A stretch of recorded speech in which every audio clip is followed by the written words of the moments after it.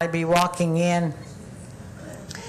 It's really a distinct pleasure to welcome you to the coordinating board and to thank you from leaving your busy schedules to come over here and be with us.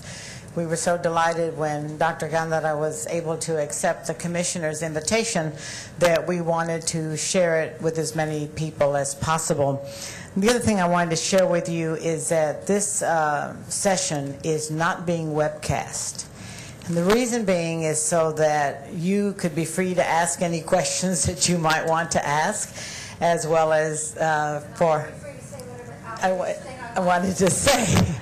And so that is the purpose, in order to make it more personal in terms of the dialogue.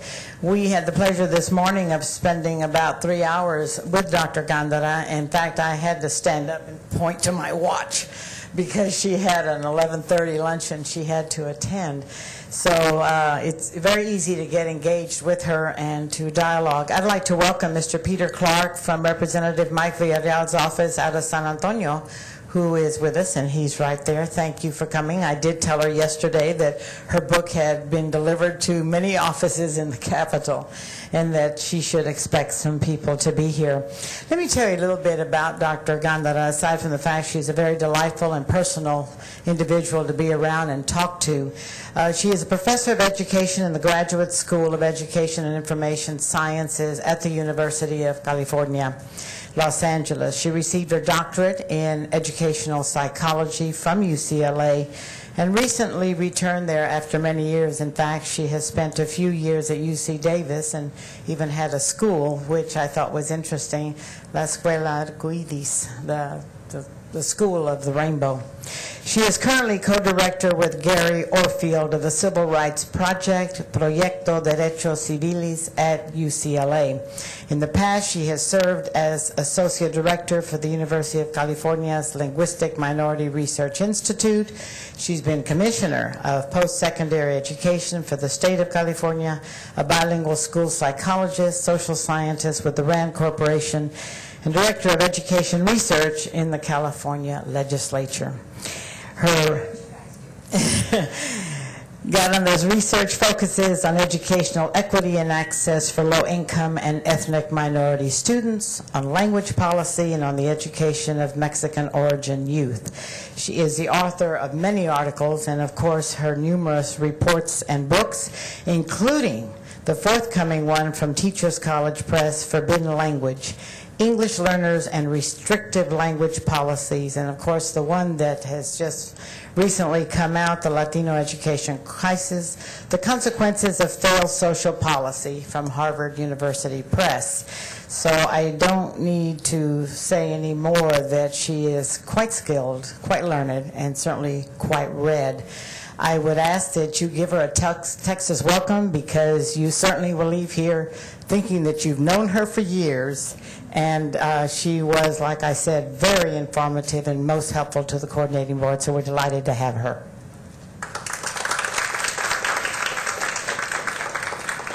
And don't be afraid to ask her questions. We have a mic. She wants to engage with you as she is presenting, so if there's something that you want to stop her on, feel free to do so.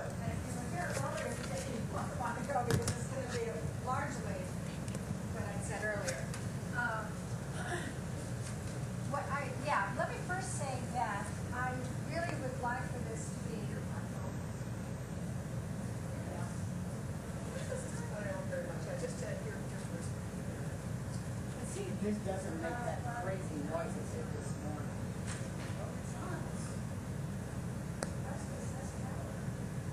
Try it now. Hello? You might just Hello? That's another. It has two things. You have to put power and this little lever too. Okay. There's a lot of expertise in this room, and I actually want to take just a couple of minutes just to find out who exactly is in this room. But because there's a lot of expertise in this room, I would rather have a conversation than just a one-way monologue. And so I invite you right now to stop me wave arms, get involved in it, ask questions, make comments as we go along. Since I've been through about 70% of what I will talk with you about earlier this morning, I think I've got a little bit better idea about how to scale it. And so hopefully I won't be talking for more than about an hour or so, and we'll have lots of opportunity thereafter to get into some discussion too.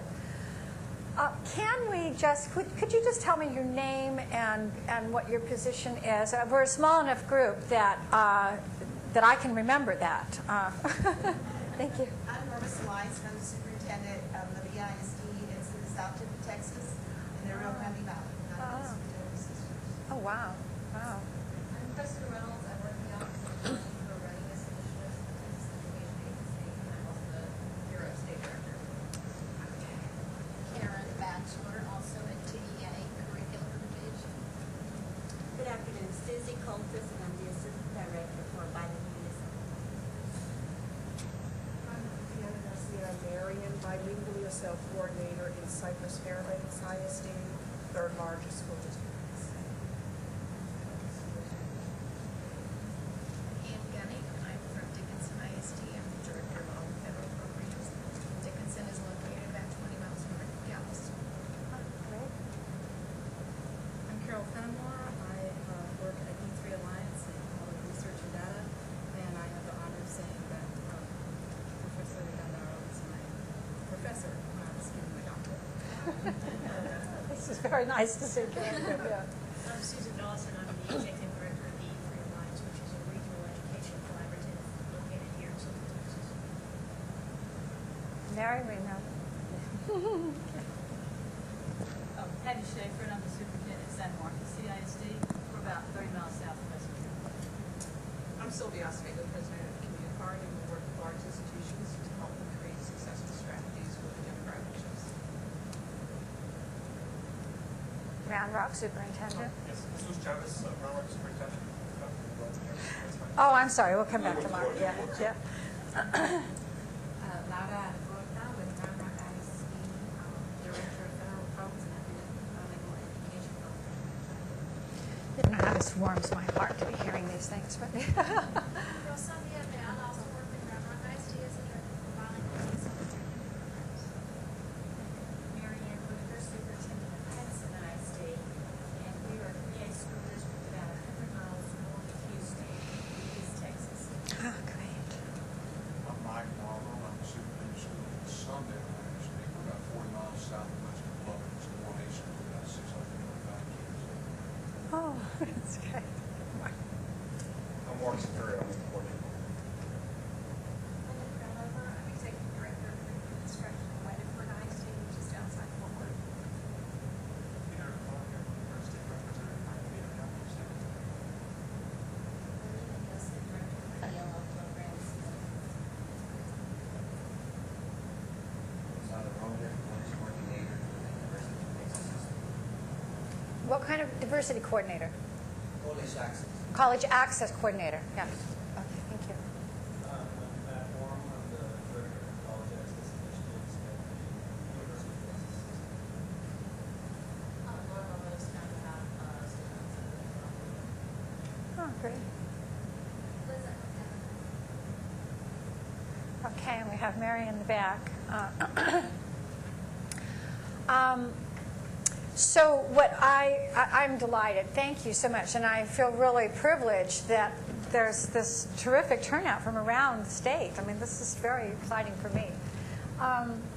What I'm going to want to talk about is, I think this whole thing came about as a result of this book, The Latino Education Crisis, the Consequences of Failed Social Policy. So that's going to give you a little clue to where I'm going, because I didn't say it was the consequence of failed school policies or educational policies, but in fact what frames this book is the fact that the problems we have, I'm going to argue, are much bigger than the schools, and the solutions are also probably going to have to go beyond the schools.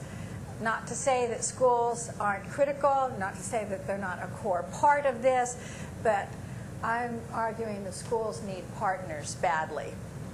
And then I'm going to argue, particularly for those of you who might have the ear of some legislator, that we need to invest in these young people if we expect to get big changes in the outcomes. So I'm going to talk just a little bit about the impetus for this book, the Latino Education Crisis, and then I'm going to move into kind of a wide-ranging thing about what do we know influences, because I was brought here to talk with folks, I think, all around about what do we do about the Texas challenge to close the education gap, particularly at the higher ed level, by 2015, which is a short 6 years from now. And so I'll end then on short-term, low-hanging fruit kinds of policies, things that we might do, and then on longer-term systemic things that I would argue you're going to have to do if you want more than a one-shot success at this.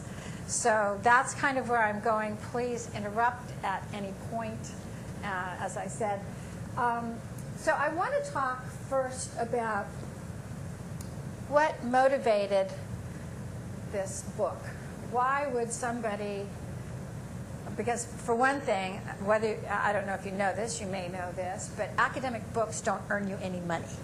Okay, so you don't write one of these because you're going to make money off of it. So what is the impulse to do something like this and to devote a couple years of your life to trying to get something like this together? And it was two things, really. It was because I've spent a career studying what it is that happens in the schools and the lives of young people who are not really predicted to go on and be successful, to become successful in schooling, and what kinds of policies and things lead to more equitable education for students. And so I look at the data all the time in the research that I do, and one of the things that is pretty inescapable is what I would call the absolutely appalling stagnation in the educational attainment of Latino students. And it's a stagnation that is going to result, and I suspect is already doing so in some of the economic problems that we're seeing. It's going to result in tremendous economic dislocation for the nation, and then most immediately for places like Texas and California and Arizona, where there are very, very large populations of Latino students. The National Center for Higher Education Management Systems, what they do is they basically just pull together a lot of data and do analyses on higher education. They're projecting that by 2020, which is only a bit more than a decade away, California's per capita income will decline by about 11%. Now, that sounds a little worrisome, but it doesn't really hit home to you until you realize that that's an 11% decline over 2 decades, 2000 to 2020. In the prior 2 decades, we had a 40% increase. So if you think about it in terms of what 40% per capita growth in income means to where we were at 2000, and what it then means to totally reverse a growth mode into a decline mode of about 11%. The statistics for Texas are about 5 to 6% decline during that period. So we are looking at, if for no other reason, if you had no other reason to care about what happens with this population and their ability to become educated at the level of higher ed, you should know that the economic consequences are really, really dire. So what you see basically from 1975 to 2005 is virtually a flat line, a little blip up, a little blip down, but virtually a flat line in terms of degree production for Latino students. At the same time, you have a constant, pretty constant growth over that period of time for other groups. But that Latino population is now the fastest growing and the biggest slice of all of our kids in states like Texas and in California. So you've got things going in opposite directions. Big growth and flat educational success. The other thing that was a very big impetus for this book was a young man that I will call Andres.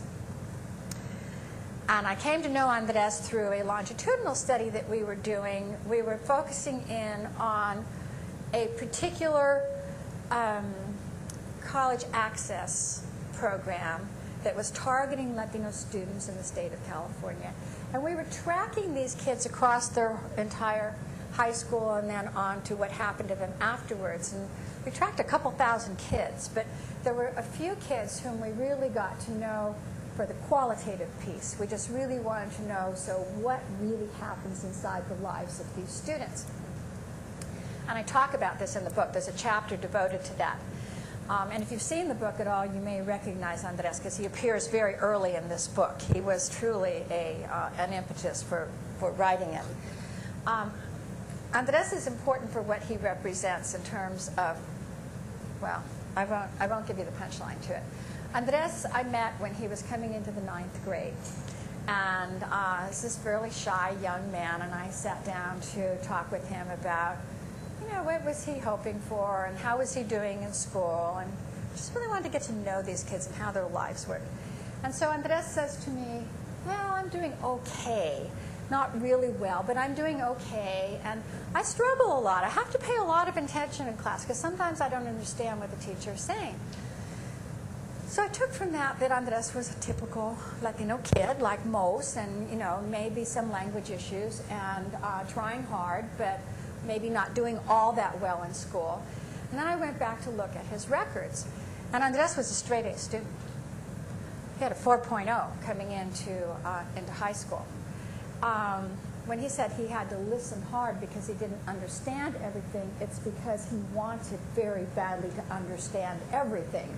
And he was a kid who challenged himself. Instead of taking Spanish as his foreign language, he took German because he thought that would be more interesting and a bigger challenge. And he was always looking to take an AP course or anything that he thought was going to challenge him. But what was so important to me about Andres was that not only was he a really good student, but he had set out as a mission for himself, and I don't know where this mission comes from, but he had this mission that this group of kids that he was friends with were all going to go to college with him. And so, you know, he told me one day, you know, I asked him about, you know, what he had planned, and he planned to go to college, and he wanted, I think at that time he wanted to study criminology, but he said, but all my friends are going to go too, and I'm going to make sure that all of them go. And so this is a kid who spent his free time helping his friends write their essays and study, and he formed study groups, and it was really kind of a mission for him. He was one of 4 boys in a family in which the stepfather was unemployed most of the time, and the mother supported the family on a paper route, sometimes augmented by a job at McDonald's. And so Andres also would get up at 4 o'clock in the morning and help his mom get the newspapers together and help deliver the newspapers, and then come home for a couple of hours and get a little bit of sleep before he went to school. So he was kind of a model student, and it was clear to me that this was a kid headed for the Ivy League because he was doing exceptionally well, very motivated, and I mean, he was a shoo-in for a good scholarship. At high school graduation, Andres still had like about a 3.8 in spite of all of the things going on in his family. But he was the only student in his group who did not go to college. He signed up for the service, figuring that they would help him later pay for his education because he wasn't quite sure how he was going to do that. And because he couldn't see leaving his mom with all the responsibilities that she had without helping her out. The Iraq War came along, and I lost touch with him. I don't know today what has happened to him, but it was heartbreaking for me. Because this is a kid I had gotten to know really, really well, and this is a kid that we would have all banked our fortunes was going to make it. Maybe today he's found his way back to a community college or a college somewhere, and he's on the path. I like to think that's the case, but I don't know. But he was a kid who had everything going for him, and our system still couldn't figure out how to make it happen. So that made me think a lot about what is it that we do, what is it that we don't do, and what is it that we can do to help ensure that more students, like Andres and the ones who aren't doing as well as he but could, can actually make it through college. And what are the kinds of social policies that we have and don't have that result in these kinds of outcomes for these young people?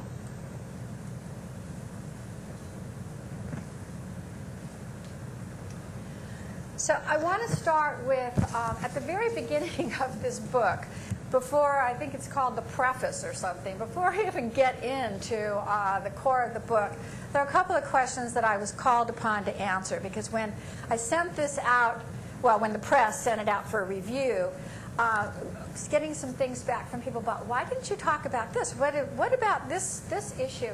And it occurred to me that these were two things. These were a couple things. In fact, I added a whole new chapter for the one on language. But these were two things that we really needed to address up front right away if we're talking about Latino kids. Because these are the two things that are constantly invoked as what people think about with these young people, and what people think probably is related to their failure to have greater success in school.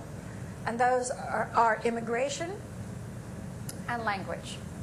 So let me take them one by one. The argument goes that, well, the reason why we're having such low success with Latino students is there is so much immigration, and these immigrants come here and they have low levels of education, and so it takes a while to work them through the system. This all kind of makes logical sense. We've seen this before. It takes a while to work them through the system. But if we just give it enough time and close the borders, that we'll solve this problem, because once they become second and third generation, every generation does better. We've seen this over and over with immigrants in this country. Each generation exceeds the performance of the prior generation. And so it's just a question of time. The problem with that is that we now have several studies that tell us that, in fact, those immigrant kids may be our best performers of all. That, in fact, second generation and third generation kids are less likely than these immigrant kids to be really engaged in school, to be really close to the family and sort of following the strictures of the family. They are less engaged. They get higher GPAs. Several studies have found this now.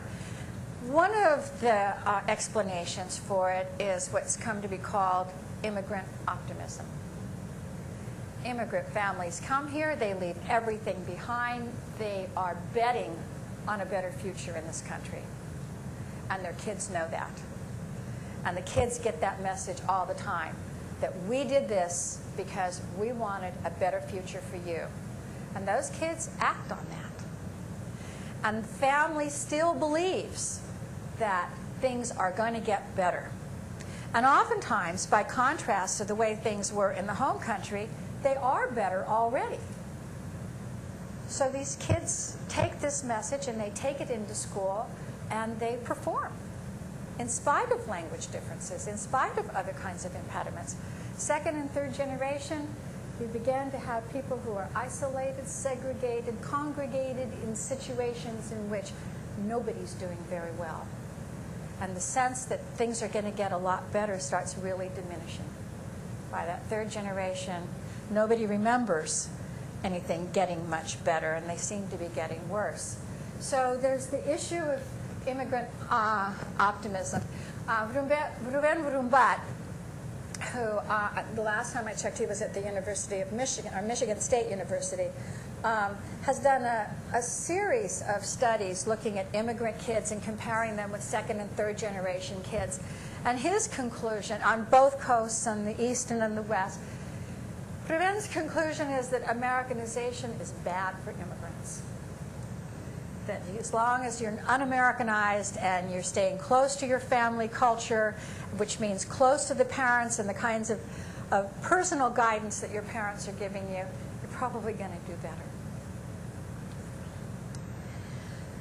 And then, I mean, finally, that's basically what I just said, is that a series of studies now have shown that comparing with subsequent generations, that it may in fact be the immigrant generation that is the most primed for success. So sometimes when I'm talking about this, I talk to people about how we have a very narrow window. If we grab these kids as they are immigrants and we really work with them then, or at least their families are still immigrants, that we have a much better shot at changing the trajectory than if we wait until they're second and third generation and a lot of that momentum has been lost. So basically what I'm saying to you is I don't believe that if we just sort of sit around and wait, things will get better because all of these immigrants will become integrated into our society and excel. I think the evidence suggests it might in fact be the opposite.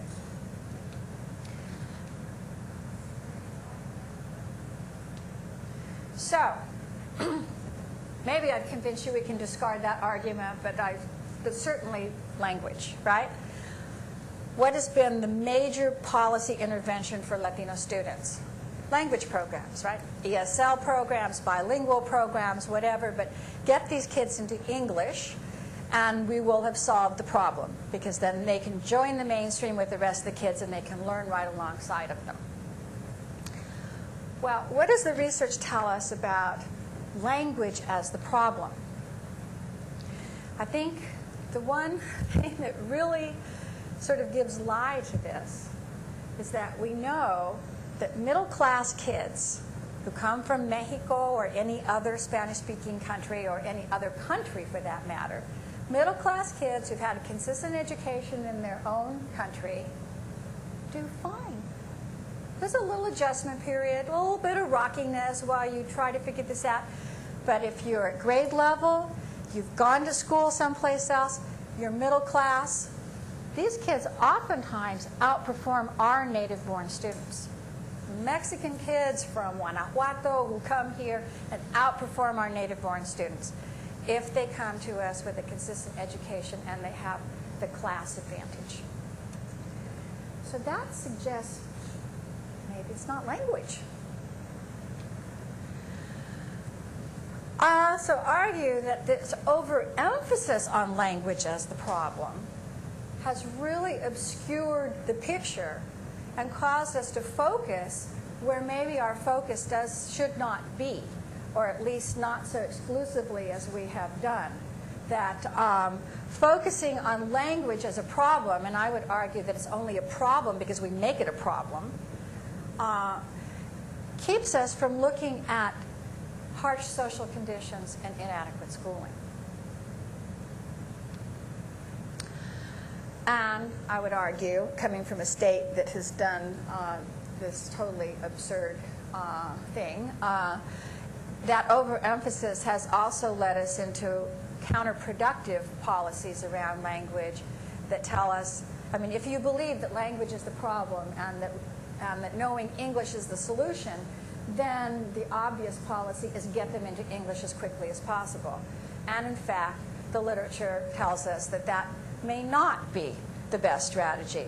That we now have a number of studies coming out of the National Academy of Sciences, out of the U.S. Department of Education, out of a number of independent universities that say, if you want a child to do well over the long run, teach that child to read in a language that child understands. So just getting into English as quickly as possible is not necessarily the best policy. Yes? How do you define inadequate schooling and hard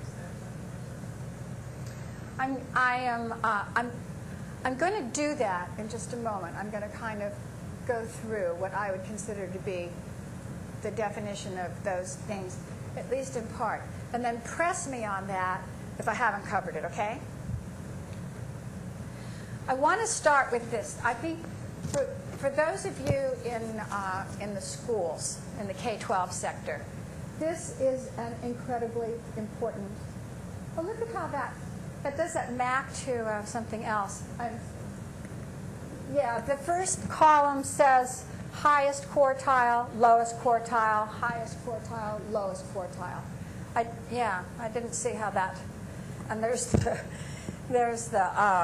reference for it down at the bottom. But let me tell you what this is saying. These are children, you know, for the first time in 1998, we began collecting data on kids as they came into kindergarten. When I was in graduate school, there was a very long time ago, there was a belief that all kids came into kindergarten, started school, pretty much the same, and that the huge differences among children were really caused by the differences in schooling. And if we only had much more equal schooling at the very beginning, that we wouldn't see these big gaps later on. So the U.S. Department of Education began the Early Childhood Longitudinal Study in 1998, tracking on children as they came into kindergarten. So we're talking about 5-year-olds, basically. And you should know also that for the Spanish-speaking children, they actually gave them the verbal tests in Spanish. So this is not necessarily a language issue here. But what we found, and this is looking, I believe, at the math scores here, which is like readiness for math, you know, conceptual things, understanding of number. But what one sees is that Latino kids coming into kindergarten are wildly behind their white peers and their Asian peers, just with the kinds of basic readiness skills to start school. So if these are all quartiles, the top quartile and the lower quartile, we would expect to see 25% in each one of those if it was a normal equal distribution across. But what you find is that Latino students, only 15% of Latino students are in the highest quartile of tested performance. And 13, that compares to, look at the yellow and the yellow. For Asian students, that is comparable to the percentage in the lowest quartile. It's like a reverse. I'm still confused. So in fact, what the heading should say is the leftmost is 75 to 100 highest quartile students. The second column should be 50 to 75%. The third column, 25 to 50 in the fourth column. Oh, yeah, for the column, yeah, because they're quartiles. They're quartiles. Okay, so if you look at Native American, for instance, shouldn't all these add up to 100? No, because I'm only taking the top and the bottom. See, it's the highest and the lowest. I'm looking here at the first reading and the second math. I'm sorry, I confused you on that. So the highest quartile and the lowest quartile in reading, the highest quartile, lowest quartile in math. So the highest quartile of white students in reading scored 30. No. The 30% of white students fall into the highest quartile, which means slightly more than you would expect are in the highest. Okay? And in the lowest quartile, slightly fewer than you would expect are in the lowest quartile. But look at that compared to Latino students. Only 15% in the highest quartile, and 42% of the kids are in the lowest quartile of performance. And I just did that in blue because it's almost the exact reverse for Asians. Very overrepresented in the highest and very underrepresented in the lowest. So this is really important because this tells you in the schools what it is that you are up against from day one. And that's not because these kids are genetically inferior, they can't learn. It's, well, I'm going to show you what I think it's as a result of. But it does say that if we aren't doing something dramatic on the first day of kindergarten, if we aren't providing a completely different, augmented, extended, enriched education for these children on the first day of kindergarten, those gaps are not going to go away. Those gaps are going to get bigger and bigger and bigger as kids fall further and further behind. So let me just throw out a couple statistics here about the conditions in Texas, which probably contribute to this huge gap at the first day of kindergarten. Well, this contributes in the sense that so many of these children's parents didn't finish high school themselves. I had a discussion, I think, with David Gardner from here after the last talk, and he said, you know, and I was a little afraid about putting this number up because I thought, oh, people are going to be saying, no, that's not right, you know. And he said, you know, I think it's actually lower than that. Our data show that it's probably closer to 50% of the kids. So I was being generous here just to keep from having, you know, tomatoes thrown at me. But 50 to 60% of these Latino kids are graduating with their class from high school. That means we've got lots and lots of young people who are becoming parents who don't have a high school education. 1/3 of the Latinos living along the border here in Texas are living in poverty. And given the definition of poverty that the U.S. uses, which is not in line, by the way, with any other developed nation in the world, our definition of poverty is so impoverished compared to what other developed nations consider to be poverty that I think you can feel assured that these people are living in destitution, because this is basically $22,000 a year for a family of 4. I don't know about here, but from where I come from, that pays the rent. Not much left over after that. Texas has one of the highest poverty rates in the nation. 25% of folks in Texas are living in poverty. It's about 18% nationwide, which is 25% of children. This is child poverty. Excuse me for this. This is child poverty. 25% of children are living in poverty in Texas compared to about 18% in the nation as a whole, which is in itself is a travesty. All children. It gets worse for Latino kids. 60% of Latinos under age 65, because at 65 Medicare kicks in and it kind of solves that problem for the elderly.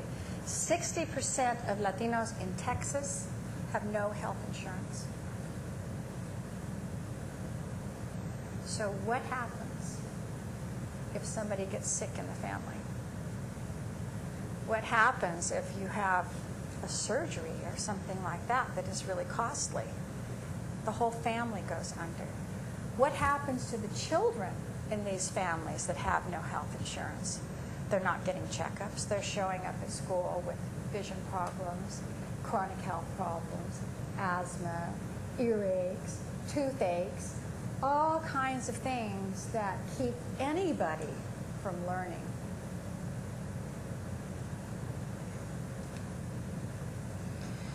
Texas is among the 3 states in the nation with the greatest segregation of Latino students. Your other companion state that is always in that 3, no matter how you cut it, is California. And then it varies from New Mexico, depending on if you cut it this way, or New York if you cut it that way. But Texas is always there among the 3 states with the greatest segregation of Latino students. And Latinos generally, and Latino students in the schools. So what does that mean? That means that these kids are not exposed to the mainstream. They don't go to school with other children who tell them about, hey, the advantages of going to college, or hey, the necessity for taking this kind of a course, or who's a really good teacher of chemistry, stay away. They don't have any of that social capital to understand how to navigate that system or why you would even want to. And 40% of Latino mothers today in the U.S. Do not have a high school education themselves, so they are unable to provide that navigation for their kids. And half of Latino babies in this country are being born to single moms. There was a time when we thought that traditional, Catholicism and traditional families and all of that was going to protect Latino youth from this, and it's not. It's the fastest growing group. This group has the fastest growing rate of unmarried births of any group. What's especially troublesome about that is being an unmarried mom with no partner virtually condemns you, if you're a Latino and you come from a low-income background, virtually condemns you to living in poverty yourself. Because we have very few social supports for moms like this. Other nations do, by the way. We're really alone in this as well. Most other developed nations have some kind of support system for single moms to try to ensure that their children then don't grow up in poverty and repeat the cycle. We just kind of leave it to people to figure it out for themselves with no child care and few social services. So here's my property. Yes?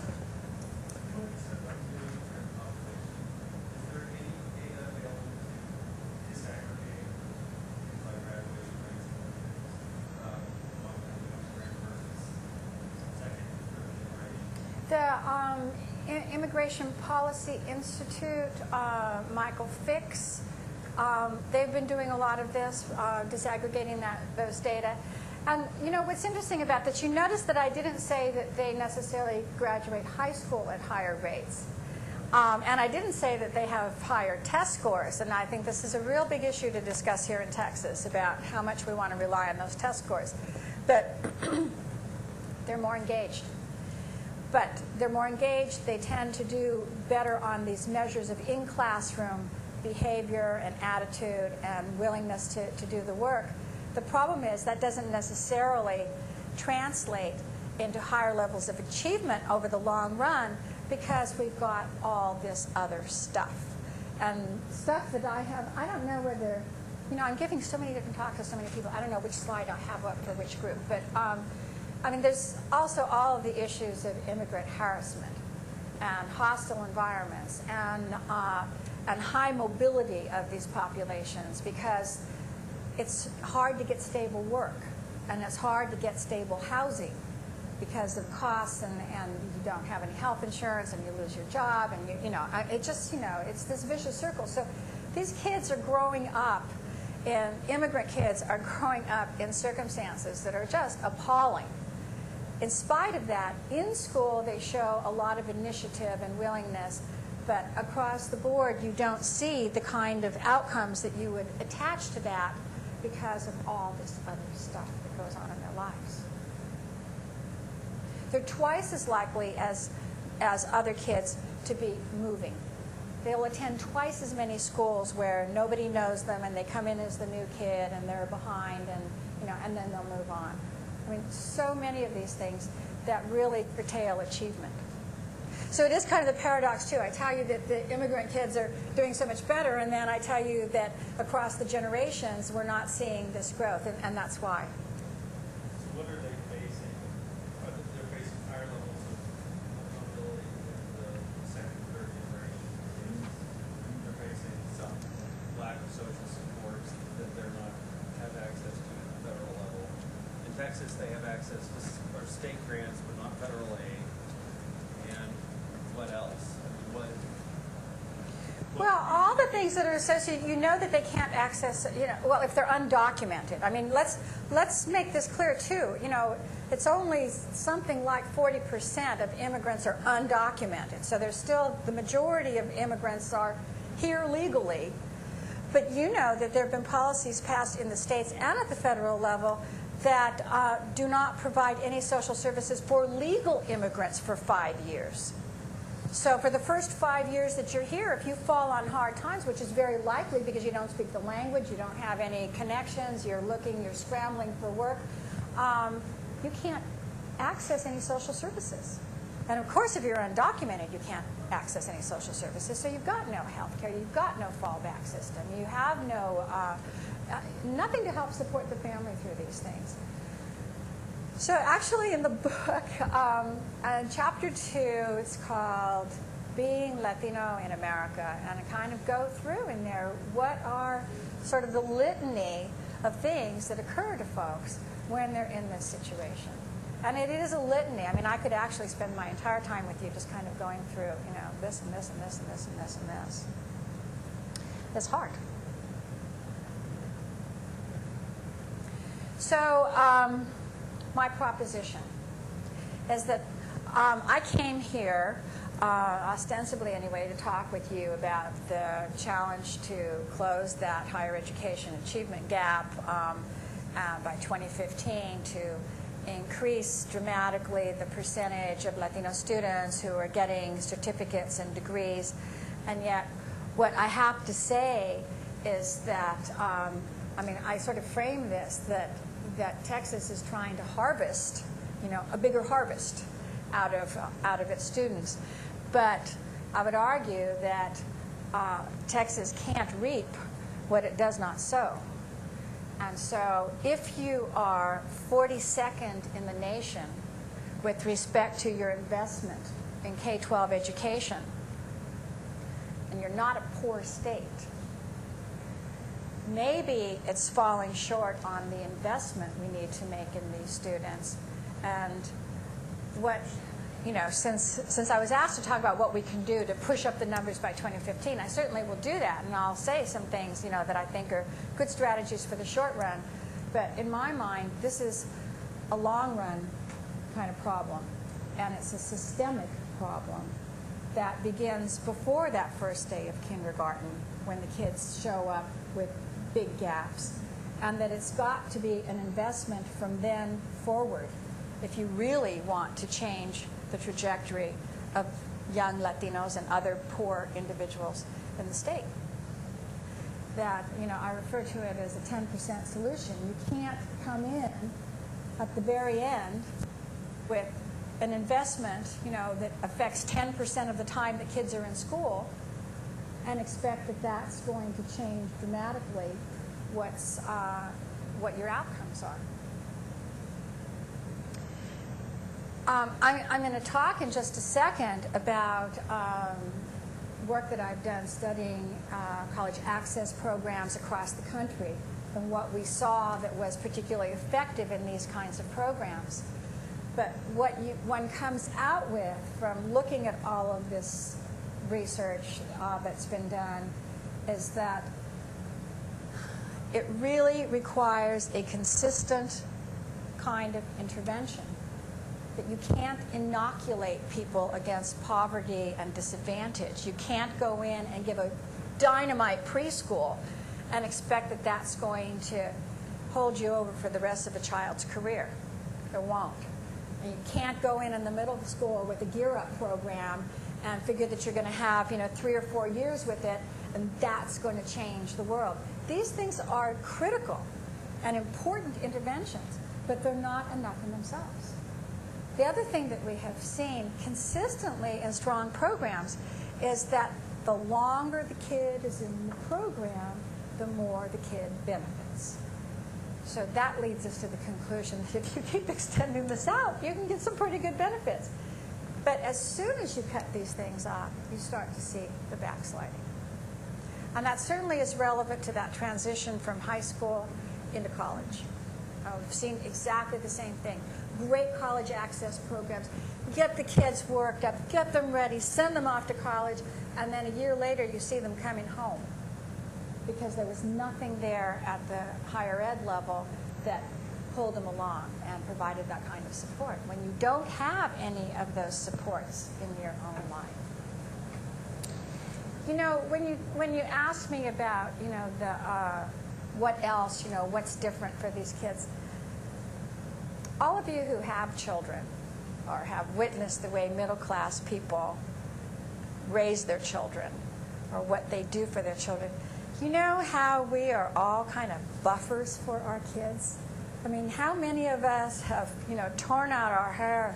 Oh my God, I don't know if this kid's going to make it or not, but I'm down there at the school arguing with the principal, or I'm over here hiring the tutor, or you do all this buffering for your kid. How many of middle-class kids would make it if they didn't have the parents behind them for each time they slip?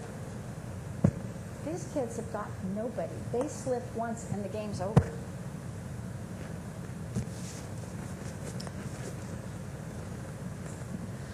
So the bottom line is, I don't know how we solve this in any systemic way without much greater investment. In the book, The Latino Education Crisis, I devote a chapter in there to talking about how much it costs if you're really going to do this. Because I think we talk a lot about cheap solutions. We talk a lot about things that we can do to reform schools without too much expense, or test teachers so that they try a little bit harder. I think the evidence is really pretty clear out there that you have to start early, you have to be consistent, and you have to invest. And I guess I would also argue, coming from where I'm coming from, that there is no better investment that you can make, that government can make, than in its own people. So if we want real change, we have to step up to the plate. All right, but I was brought here to talk about what we can do between now and 2015, so I'm going to talk a little bit about that. And I start with what I think the research tells us is the absolute most important key thing that can make the difference for young people who are not on that trajectory towards college because of their birthright, and that is relationship. Somebody, the single most important thing that I saw across all kinds of programs that were evaluated very effectively was that there was one person who was able to provide the kind of support and mentoring and guidance and just helping them motivate. There was one person in all of these programs that any kid could point to, or the adult could point to any kid and say, I know what's going on with that kid. I can tell you today, what's happening with this student. We'll come back to that, because the other thing that tells you is that's a very labor-intensive and very expensive way to go. So, who influences Latino students to go to college? Well, obviously, parents are the first educators, the most important educators, and the ones who are going to have the greatest impact over a young person's life. But as we pointed out, huge percentages of these parents don't even have a high school education themselves. So how in the world are they going to do that kind of support and guidance? Okay, so if the parents can't do it, then teachers. Teachers are oftentimes pointed to as the people who are critical in the lives of a student, deciding that they're really going to go forward. Although Texas beats the nation by about double in terms of the percent of teachers that are Latino in the state. About 20% of your teachers are Latino, from my reading of the data. About 10% nationwide. Actually, it's a little bit lower than that. But 80% of teachers do not come from these communities, do not necessarily know these kids' backgrounds, languages, and the issues that are going on there, and are not necessarily able to communicate with the parents in a way that is culturally and linguistically easy. So I think there remains a challenge there, given that the majority of your kids right now in the lower grades are Latino kids. There's a mismatch. Counselors. Counselors are absolutely critical to this process. Texas does better than California, for example, by about double. In California, we have about one counselor to about every 873 students. In Texas, you have about one counselor, at least on paper, you have one counselor about every 453 students. That's a lot better than California is doing, but it's not good enough. The counseling associations all agree that you need about one counselor to about every 250 students if you're actually going to be able to get to these kids. The other piece to this is that most of these counselors, because there are not enough counselors in the school, are stretched so thin, they spend most of their time doing coursework planning, doing master schedules, trying to figure out who, how are you going to move the kids through the master schedule to take the courses they're supposed to take, and do very little counseling and have very little training in actually doing college counseling. They just don't have the time to do it. So who gets the college counseling? The very few kids who come up to the top, who have demonstrated that they're, quote, college material, and they're probably the few kids in the school who already have somebody who's providing guidance for them. And the rest, who have no guidance anywhere, are never going to be on that radar screen. So if your parents can't do it, and your teachers don't have the time and don't know what's going on, and the counselor is unable to do it, who really influences you? Your peers. It's who you hang out with. That's what's going to make the difference about whether you end up dropping out or going to college. And we've already talked about how the kids in Texas, and not just Texas, we'll call in California on here too, just so you don't think I'm beating up on Texas. These kids are growing up, going to school in environments where they come into very little contact with other students who have a broader vista, who have any knowledge about this bigger system, who even have any knowledge about why you go to college. They're not trading information. And we know that so many kids, this is where they figure it out, is from their peers. If they are lucky enough to be in a situation where there's a peer who knows this, or a peer's parents who knows this. If they're all isolated together, that's not happening. There's very little social capital in these schools.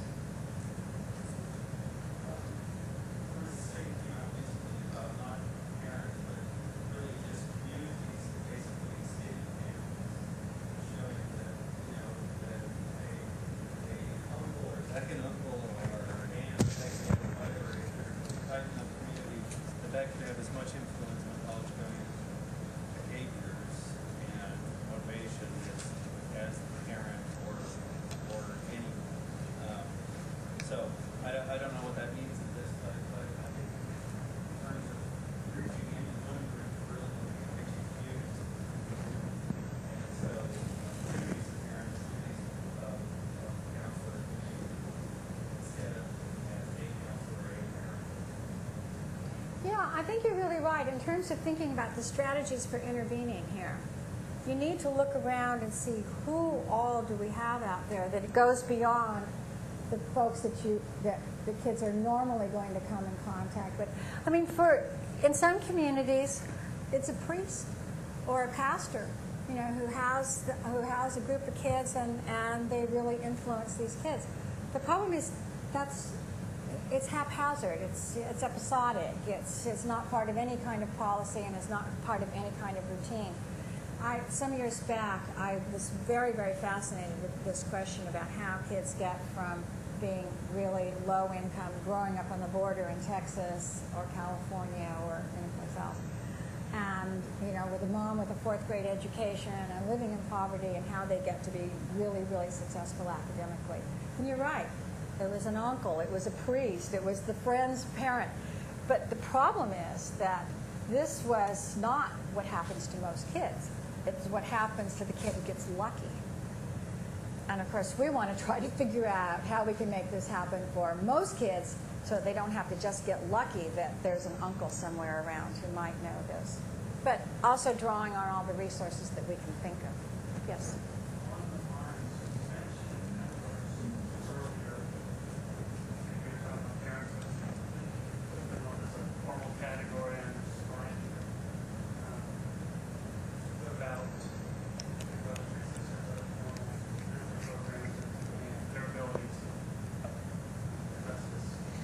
got really fascinated with this question. And the reason I like almost don't even use the word mentors is because I think it's gotten to be really sloppy. Because everybody talks about, I mean, there's 1,000 definitions of mentors, anywhere from somebody who sometime in my life said something to me that made me feel like I really ought to do this, to someone who, you know, has spent years with me, or my mother was my mentor. So it's become to me a really meaningless category of individuals, which kind of just defines somebody who had an influence on me. And that doesn't work for policy. You got to know who we're talking about here, who you want to intervene with. So what do we know about Big Sisters, Big Brothers? I actually got real interested in this and started looking at all the literature there was, and I published something on this about mentors and what mentors can do and what mentors may not be able to do, depending on how you define them. Most of these mentoring programs that have any kind of a good evaluation, so we can actually track, and this is really messy stuff, right? Because you can't put kids in a box and say, okay, this is your mentor, nobody else is your mentor, nobody else is going to influence you, we're just going to figure that this person is influencing you. So it's very difficult to design research around this. But given that, and given the best research that is out there, I've become convinced that what we know about these kinds of mentoring programs is that they appear to have their biggest effect on behavior and virtually no effect on schooling outcomes. So these Big Sisters, Big Brothers, and these kinds of things, they're good programs, okay? So I'm not disparaging the programs. They keep kids out of juvenile hall. They keep kids out of drug rehab. Or if they can get into rehab. I mean, they keep kids out of trouble. But do they really change whether you're going to get an A or a B in the classroom? Maybe on the margin for some kids who otherwise would have been in so much trouble they couldn't have even been in the classroom. But they don't have a very big impact on the schooling piece directly, only to the extent that indirectly that may occur because the kids are in school instead of in jail.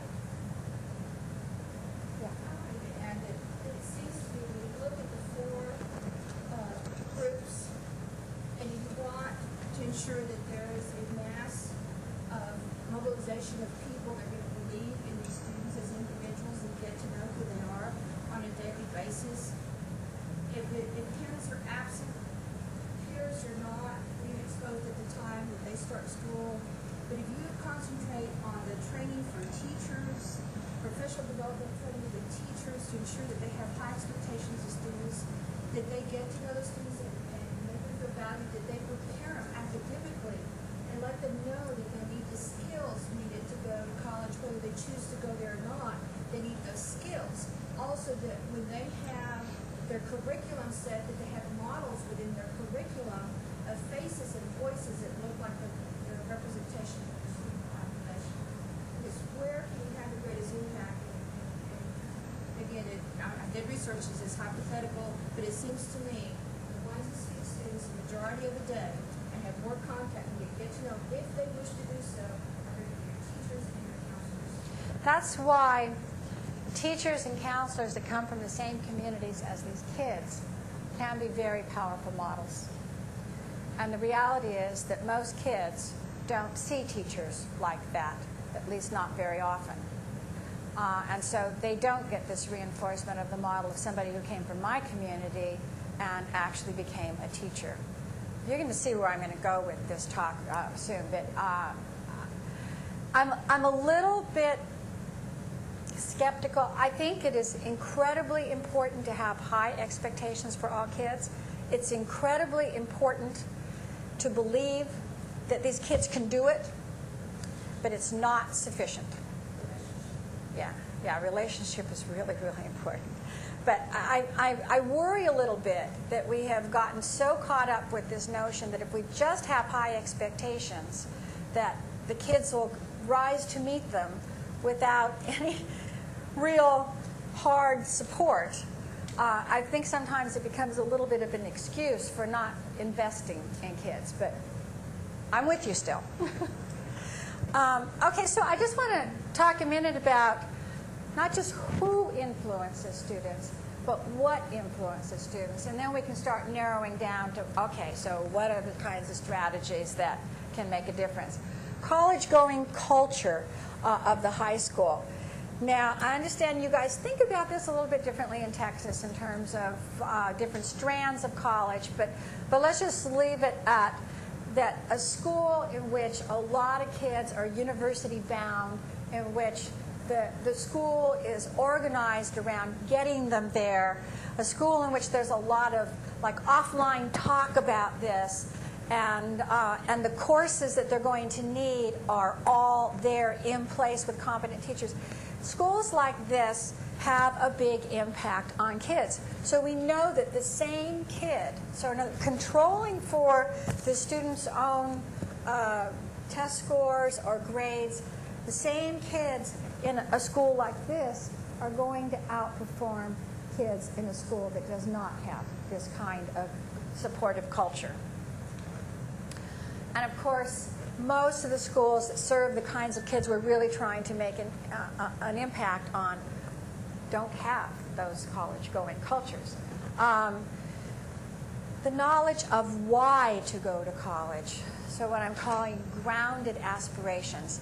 There have been a number of studies that have come out recently that have looked at this issue of aspirations, and it kind of goes hand in hand. If you have high expectations for students, then they're going to have high expectations for themselves, and their aspirations are going to be high, and they're going to want to go on and be successful in school.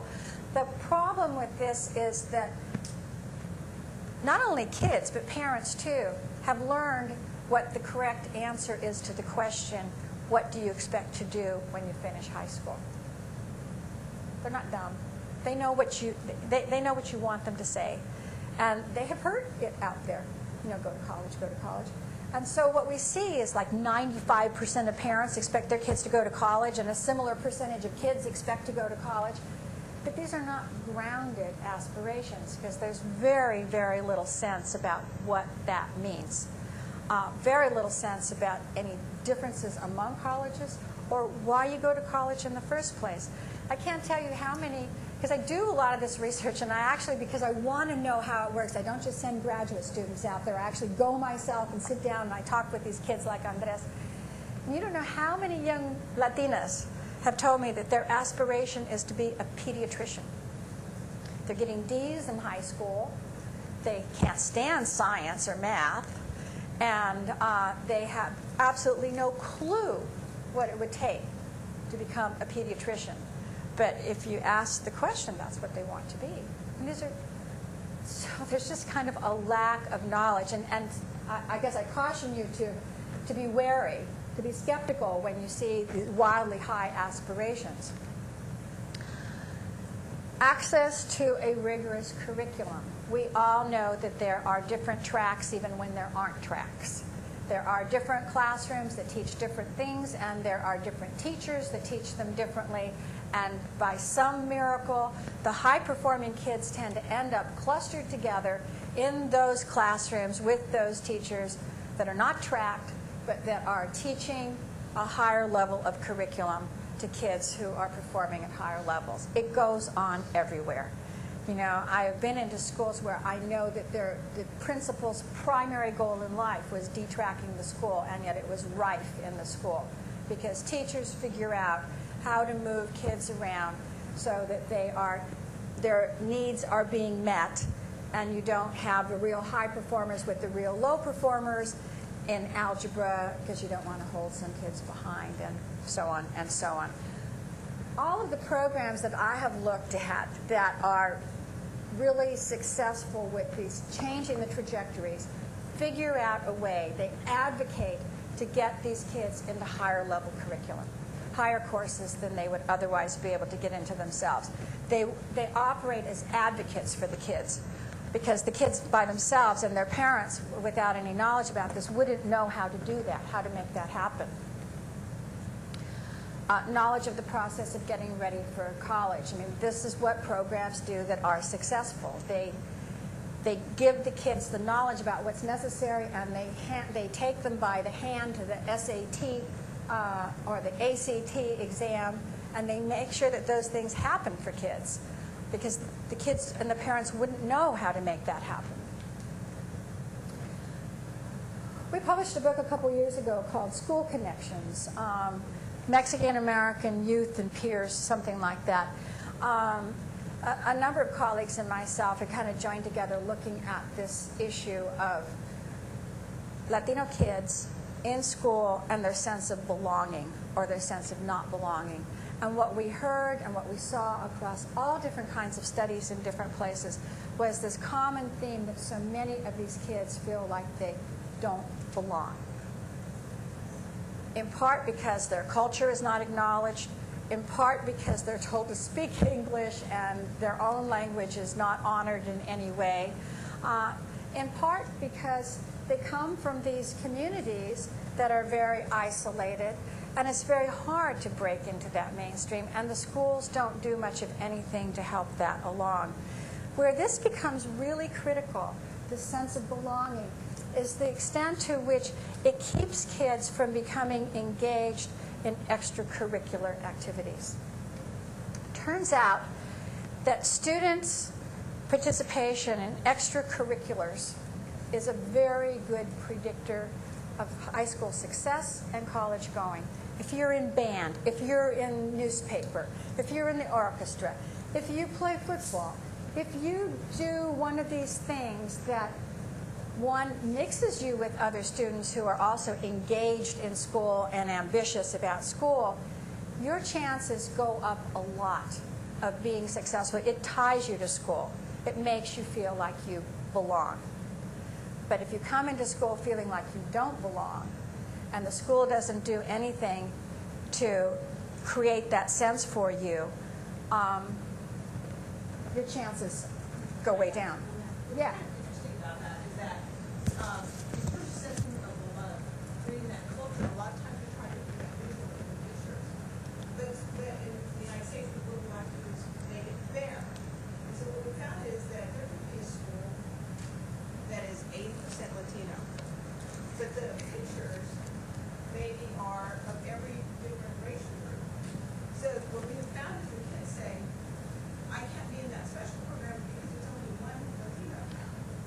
The majority are Latinos, but the majorities aren't represented in those pictures. So the picture doesn't reflect their reality. Right, and so I think, of course, only the really bright or the best kids. It doesn't bring them in because it doesn't reflect their school. It reflects this, unusual.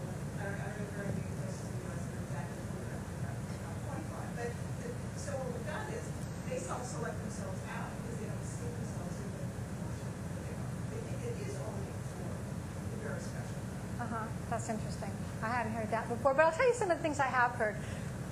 The kids talking about how, and I suppose this is particularly salient here in Texas, how like on a Friday afternoon, like the whole school organizes to support the football team. And there's rallies and all of this stuff. But the soccer team that the Latino kids play on, nobody even goes to the game. And nobody's rallying for them. When they have a dance at the school, they're playing all the kind of rock music that the mainstream kids, that the white kids like, or the African American kids like, but nobody plays rancheras. Nobody plays the kind of the music that that these kids are used to listening to or want to hear. When the announcements go over the audio system in the morning, the kids talk about how it's always in English. Even though they know that we're out here and we don't understand English, they never make the announcements in Spanish, so we don't know what's going on in the school. I mean, one thing after another, after another, after another like this. Imagine yourself as a young person. You kind of start getting the feeling, this isn't my school. This isn't where I belong.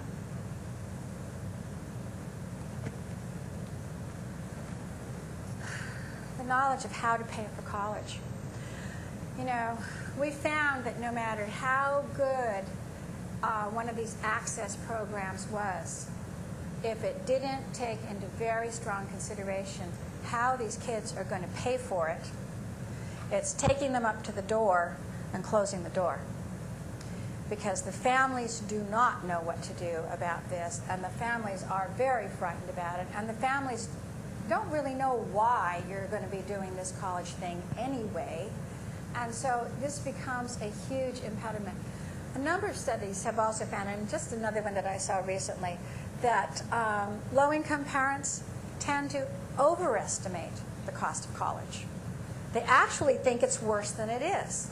And so just the basic real information about what it costs and how you can do it at different price levels and where you can get financial aid and getting past that really big barrier of going into debt for schooling, which, by the way, none of our competitor developed nations in the world does. I mean, there may be some shifts in policy there, but virtually all the Western European countries provide higher education as a right and not something that students have to pay for, which is why about a decade ago the U.S. was right around #1 in terms of production of degrees.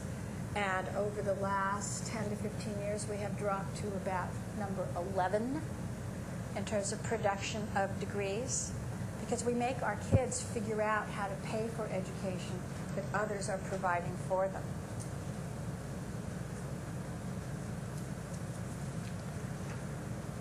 So that someone to monitor each student comes out being the bolded thing. Somebody has got to be there, and the problem here is to figure out how you scale that up.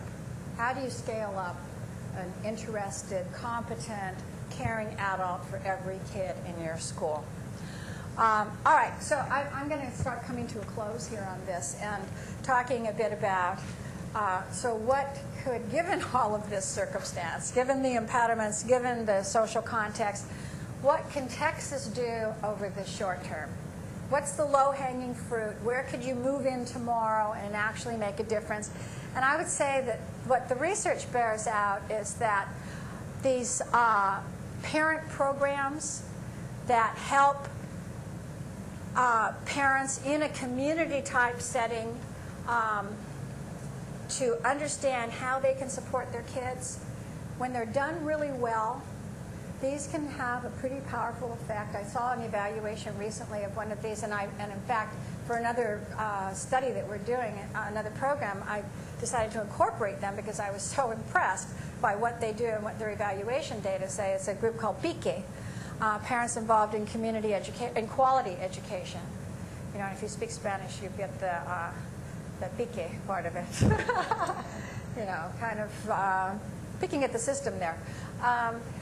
They basically groom people from the community who come in and take these roles of leaders, and they do this series of sessions with parents, and they really focus on immigrant parents, so they know their clientele. This is not across the board for everybody, it's for immigrant parents. And they know how to talk to them about, because they come from the same community, and they know how to talk to them about how you figure out who's a good teacher in this school and how you keep your kids safe after school and what you do about planning a curriculum for you and how you monitor to make sure your kids are really doing their homework. So they go through this real nuts and bolts stuff with the parents. And it's all in this kind of community setting where we're learning this together, and they get really, really good results. I mentioned about the trained counseling staff at the high schools. The other half of that is the outreach from the colleges. Those are powerful interventions when the college sends a counselor over to sit on your campus and help train your counselors about how you help these students make it through over there, what's required, and it's you know, it's a hand-to-hand kind of thing and not just going one way. I talked about the extracurricular. I would say that, you know, a goal would be one program, one activity, one club, one something for every Latino kid in the school, that they be attached to one extracurricular, and that the schools figure out how to make it curricular, because we know why a lot of these kids don't participate in these things. They don't have transportation home afterwards. They have other kinds of expectations that they're going to be helping out at home after school and they can't stay after to do these kinds of things. Sometimes it's because of class, and oftentimes it's because they don't feel invited in to these kinds of things. But if we were to set a goal of one of these for every Latino student, it would help bind these kids to school, and it would help break down some of the isolation that they're in. The bridge programs was something that we talked about earlier this morning, and I think is kind of on the agenda here in Texas. And certainly I found in my own research that these can be very powerful interventions. We did talk, however, about how these are differently conceived in different places. And so when we talk about a bridge program, it may mean as many different things as a mentor means. So we can come back to that and talk a little bit about it. But for my own research, I've become a real fan of very carefully constructed bridge programs from high school to college.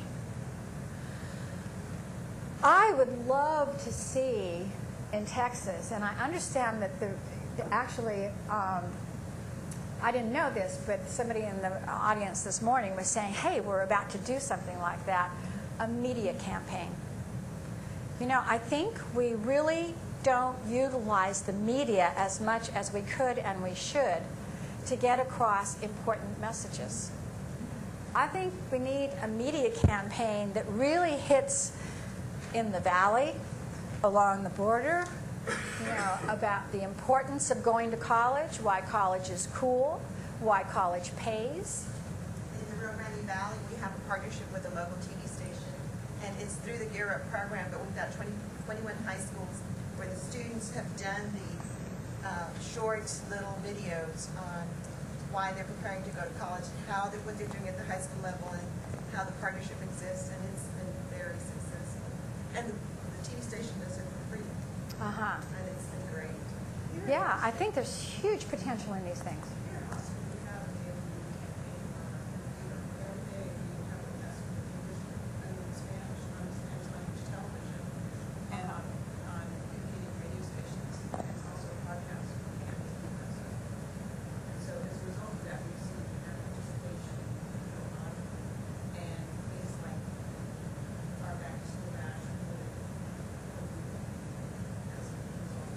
That's great. So you actually have some data, some numbers to show. Uh-huh. I would love to see that. You know, I think what could be really powerful and effective is one message throughout the whole state of Texas that everybody got. I was talking this morning about, because it came up, we got into this discussion about large families and, you know, maybe a little bit off, but, and somebody had asked about, in Mexico, let's see, how did it go? I mean, aren't they carrying over certain kinds of practices? And what about the, you know, very large birth rate in Mexico, and how that translates here in the U.S.? And I don't even remember how we got into this. But in any case, it provoked in me this memory about how, really about 30 years ago, Mexico began a campaign across the entire country about small families live better. And I was living in Mexico in that time, and you could not turn on a radio, turn on a TV set, go anywhere where there was media without hearing the little jingle that La familia pequeña vive mejor. So it's like in everybody's head in Mexico, you know, the small family lives better. Now, I'm not saying that this is causal. A lot of things have been going on. But Mexico is one of the countries with the most rapidly falling birth rate. They will, in another generation or so, be coming, I think, very close to replacement. That has to do with educating women and a lot of other things. But I'm certain that this campaign that was just throughout the country, you know, that you couldn't get out of your head, you know, has to have had an impact. I don't mean to be cynical about this, but you know, in Mexico there is a state-run media, and the cost of doing that is sustainable. What we have, of course, in Texas is, if you want to do that, if you're McDonald's, you don't stop advertising. You know? Yeah. You stop selling hamburgers. And I think that may be the case in Texas, and that media is set. Don't you have... And a law that requires the media to provide some amount of time free for public service? That's how ours Usually is. done at regional level for regional services based on regional market. I'm not sure, unless the legislature or someone took action on that kind of thing. So there have been statewide campaigns. I think this will be another statewide campaign to see development. The question on everybody's mind is how does that get sustained for beyond the 2 years that it's been funded for into 10 years or whatever, so it really becomes a message. Well, then I think that's a question for, I mean, one thing, of course, is really good evaluation of this stuff. This is really, really tricky stuff to evaluate, but gather some data on it and go talk to your legislators. And because, you know, where I think we end up with all of this is if we don't make radical, systemic changes, everybody's going to pay the price.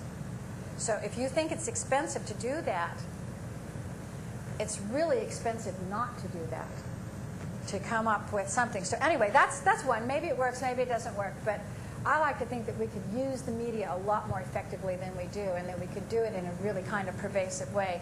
AVID programs, how many of you are familiar with AVID? Okay, so you know it's a very focused kind of, this is what you need to do to study, get good grades, and go to college. And Puente, I talk about in the book, it's a program that was instituted in California that targeted right on Latino kids. And so they not only would teach those kinds of things, but they taught the kids through Latino literature, and they taught the kids critical thinking through reading about their own communities to kind of pull them in and make them feel really a part of what was going on. Those kinds of programs work. They don't, if you institute them at the high school level, they don't radically change kids' grade point averages or their test scores. You know, it's not about that, but it's about what I mentioned earlier. It ratchets things up for them. It raises their expectations and tells them what's the most you can do with what you've got, with your 3.1 or your 2.7. What's the most you can do with that? And that's how they get the kids going. And then again, on the short term, I know that there is a movement right now to move away from just needs-based financial aid to need plus merit. And it is quite true that if you focus need plus merit, you're focusing a little bit more carefully on the kids that are are likely to give you the best yield. I will caution that, however, like a comma and then flexible criteria, because the study that I told you about that I did many years that developed in this book called Over the Ivy Walls, I looked at individuals who came from very low income, low education, Latinos, from very low education backgrounds. The mothers had an average third grade education and the fathers an average fourth grade education.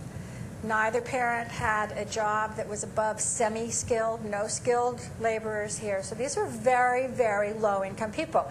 And a number came from the Rio Grande Valley. There were 70 in all by the time I finished this. I was looking at what went right with kids who come from these kinds of backgrounds and end up not just going to college, but getting a PhD, getting an MD, getting a JD. What happens when people make that huge, huge jump? I could talk more about that later, and also I make some reference to it in the book. But there was a lesson from that that has stayed with me ever since, and that was that of the males, and most of these people were males, of the males, 20% of them, as of their senior year in high school, were not identifiable as being college material. And yet every one of these individuals went on to get an MD, a JD, or a PhD. That has always made me worry about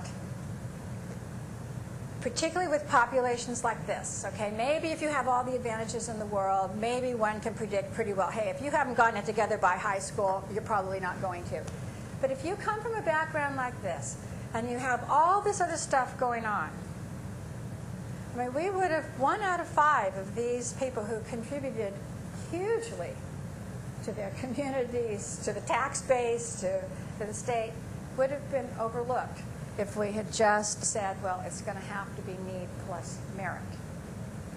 So I don't know what I mean, this is worth a few studies in itself. I don't know what I would tell you are those criteria that I'm looking for, but I would just recommend that people look for them.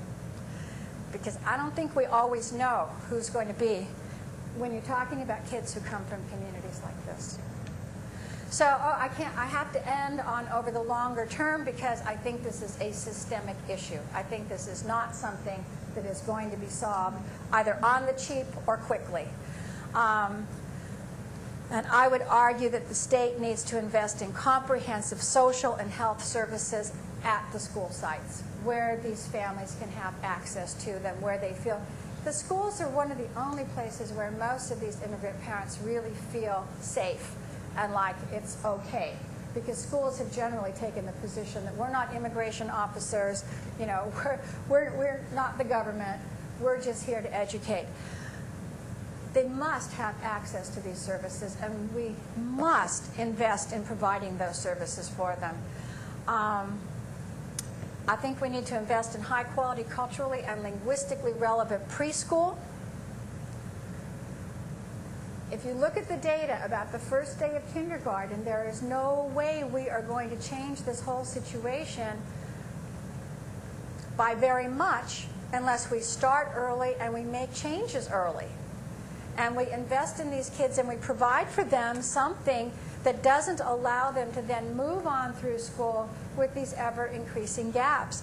And so it has to be culturally and linguistically, appropriate, or probably should say appropriate rather than relevant. Because a colleague of mine at Berkeley did a study. He's very interested in he's very interested in the issue of preschool and childcare, and had kind of tracked on this notion that Latino parents don't like to send their kids to preschool. It's a cultural thing. They want to keep them home, blah, blah, blah, blah, blah. And so even if you put up these preschools, they won't go. Well, what Bruce found was not that at all, but that parents were very reluctant to send their kids to a school where nobody spoke the language of the child, and where the things that the children were being taught at home about respect for elders and what is appropriate kind of behavior, they didn't see those kinds of lessons being learned in the preschool, and that troubled them greatly. That was one thing. The second thing was there wasn't much high-quality care in their communities where they could take their kids. But by and large, when surveyed, Latino parents said, if there's something that I can gain access to in my community, it's culturally appropriate, and they speak my child's language, my kid will be there. And then that leads to the notion that you start at preschool and you don't stop it. One of the biggest arguments against universal preschool is that study after study after study has shown that while there's an initial uptick in kids' reported test scores and that kind of thing, by 2 years out, we see it basically flat, as though they had never gone to preschool. And people have argued it's a waste of money. If it washes out after 2 years, why are we doing this? The lesson there, I think, is not don't do preschool. The lesson is don't stop doing what you were doing at preschool. Because you do get an uptick. Kids do better. They do begin to close those gaps. But you have to sustain it. There is nothing that we know in education inoculates kids against weak schooling. So you can send kids to the most fantastic preschool in the world, but if you're then going to put them into one of these schools that is under-resourced with teachers who are moving in and out and who are relatively unprepared, and where the curriculum is weak and the principal just arrived last week and is probably going to be gone again next week, it won't inoculate them against that. got to keep up that web of resources for the kids. You in Texas are doing a much better job with your K through 5 English learners than a lot of other places in the country. And specifically, you're doing a whole lot better than California. You're doing better than than Arizona. You're doing better than Massachusetts. I don't know exactly why. And this is something I've actually been investigating even before I ever thought about coming to Texas, because I've been very interested in this. But you're not doing too well at the secondary level. In fact, you have a big lawsuit against you, federal lawsuit around what you're doing with secondary English learners. I can just tell you that what the research says is that these dual language programs, if we can continue them through, if you can find a way in Texas to take those bilingual programs that you're ending at the 5th grade and extend some of this instruction into the secondary, the likelihood is your kids are going to do a lot better. And not only that, they're going to be confident in 2 languages. And that's going to be an asset to them forever.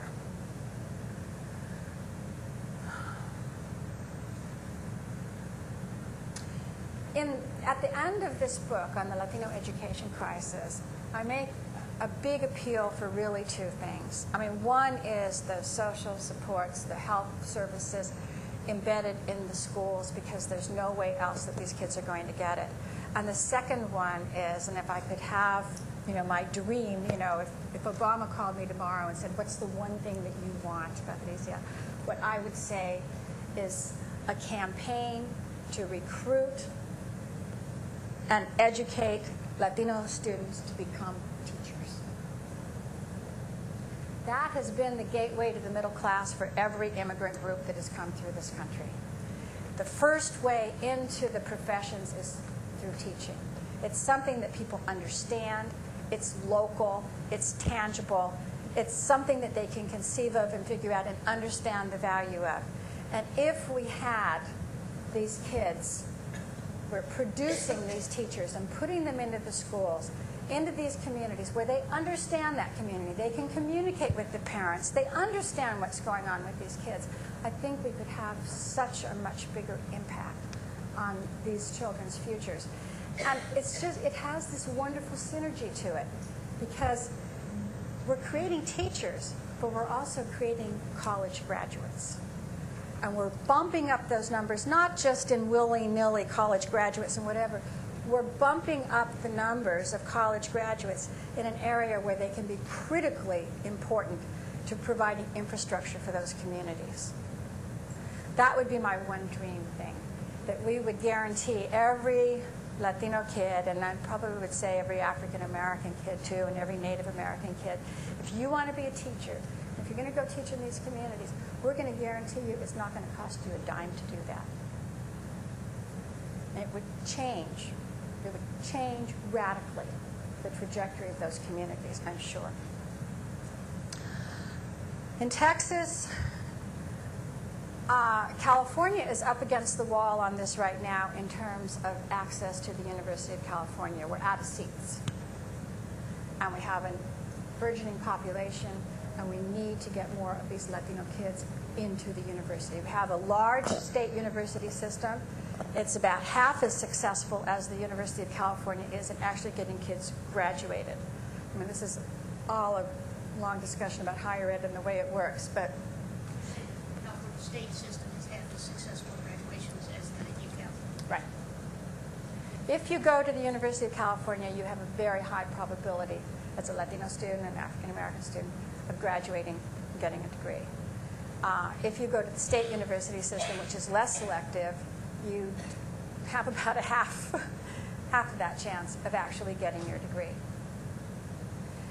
The more that we can get kids, we can ratchet it up. The ones who, there was a study done a couple years ago at the Pew Hispanic Center. I think it's a really interesting study, and it has a lot of policy implications. Latino kids, more than any other group, tend to go to colleges that are less selective than they qualify for. White students, Asian students tend to shoot for the top. I'm going to go to the school that is, and even African Americans, will tend to shoot more for the top. I'm going to go to the school that is the best one to get into. Latino students get accepted to better, more selective schools. They may not be better, but more selective schools, and they don't go to those schools. They go to the one that's nearby, the two-year college, this kind of thing. And so they're cheating themselves out of an increased opportunity of actually getting a degree. So it's important as a part of a big strategy that we find more seats in more selective institutions to put those kids who are meeting. You have a lot of kids here in Texas who meet the criteria, but don't go to the most selective schools. We need to start increasing those seats. And one of the ways of increasing the seats is to, I mean, that's radical, but either partnering with other four-year or two-year colleges or actually converting. And I know that that's something that's kind of bubbling around here. Do you think that's partially that cultural, that's the reason that they don't go to those elective schools because they choose to stay close to home, they want to stay close to home, or have the parents don't want to let go of the kid? Yeah, and it's the same thing that I was saying before, that the parents don't have, for most Latino parents who have not gone to college or maybe even high school themselves, one college is the same as another. Hey, mijo, there's a college over here that's 2 blocks away or 1 mile or lo que sea. You know, why don't you go to this one, mijo? Why do you have to go across the state over to this other college? They're totally interchangeable. That parent doesn't know that they've just doubled the chances of getting a degree by going across the state. And so they're going to go to the local.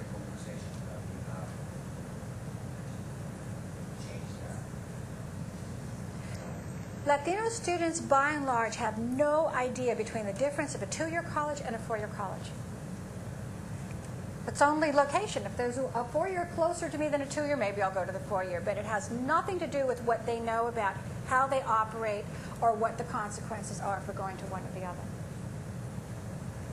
And it's cost. If it's 2 miles away and I don't have to pay for you to live over there or to drive that long distance or something, it's no contest. We've had parents who refuse to let their children go because there is a university there in Edinburgh in the Rio Grande Valley.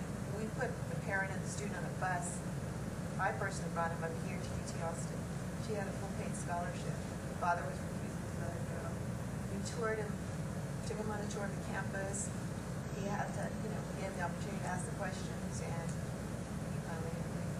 But we had to physically bring him here with the student. And I know a lot of Latino counselors who spend a lot of their time doing exactly that, talking with the parents about it, convincing the fathers. A friend of mine was a vice chancellor at the University of California at Santa Cruz, UC Santa Cruz, and is a Latino.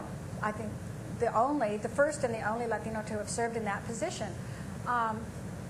And he was acutely aware that there were they're doing all this outreach to the schools, and the fathers were saying, I'm not sending my daughter over there to live in some co-ed, dormitory or something, who knows what's going to happen to her, So Francisco actually set up a girls-only dormitory and then would go around to all of these parents and show them and said, this is where your daughter is going to be in this girls-only dormitory, and I am going to be responsible for her. That changed a lot of fathers' minds. But you have to be connected into these things to even know that it's a problem, that needs a solution.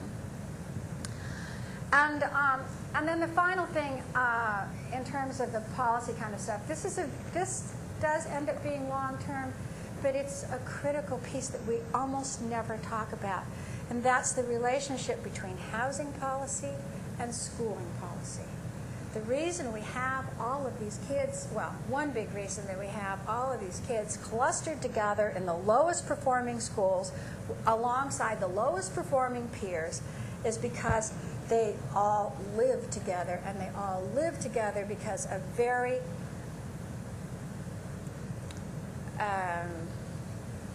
because of housing policies that are very purposeful.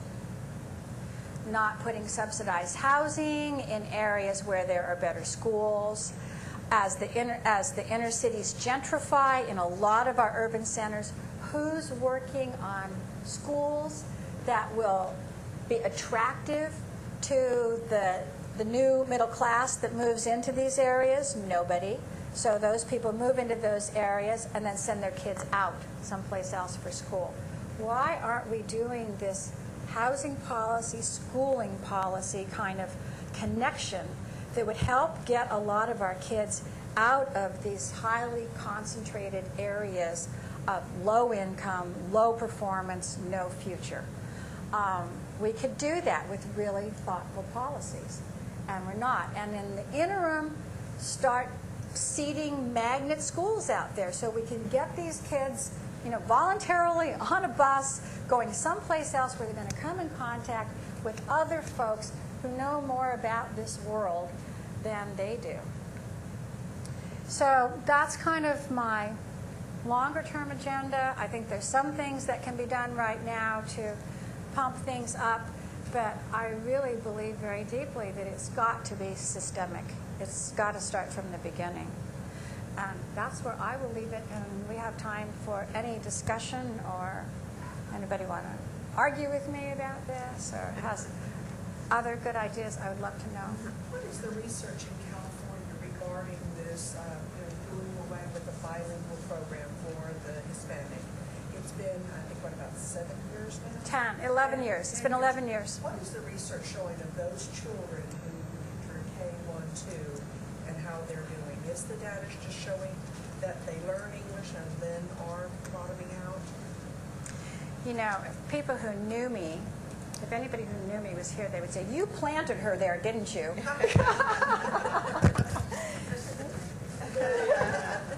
We have a book coming out this fall from Teachers College Press called Forbidden Language.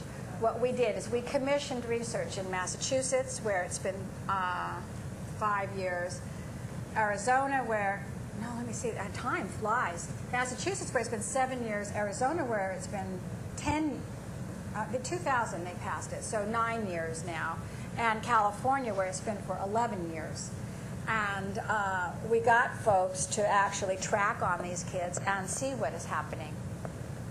Those 3 states passed these initiatives. In California, we basically have seen a flatlining.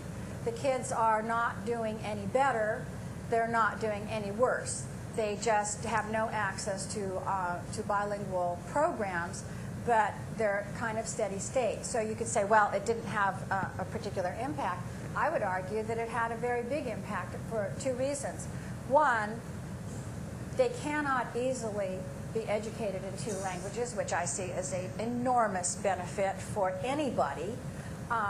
But 2, it's emptying the schools out of bilingual teachers.